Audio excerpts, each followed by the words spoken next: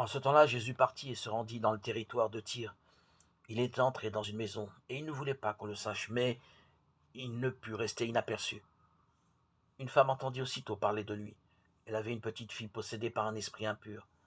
Elle vint se jeter à ses pieds. Cette femme était païenne, syrophénicienne de naissance. Elle lui demandait d'expulser le démon hors de sa fille. Il lui disait: Laisse d'abord les enfants se rassasier, car il n'est pas bien de prendre le pain des enfants et de le jeter aux petits chiens. Mais elle lui répliqua: Seigneur, les petits chiens sous la table mangent bien les miettes des petits enfants.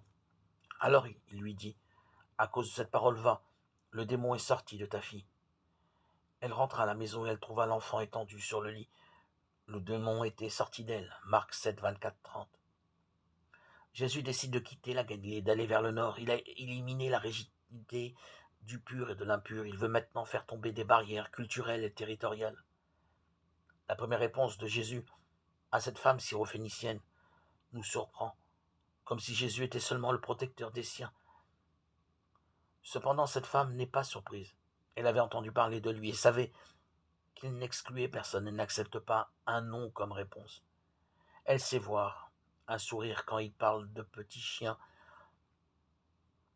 En ce temps-là, on n'aimait pas les chiens comme aujourd'hui. Les petits chiens, c'est autre chose. La porte est ouverte. La femme gagne sa confiance, l'a guidée. Sa fille est guérie, même de loin. Aucune frontière n'arrête l'action de Dieu. Donne-nous, Seigneur, ta surabondance d'amour.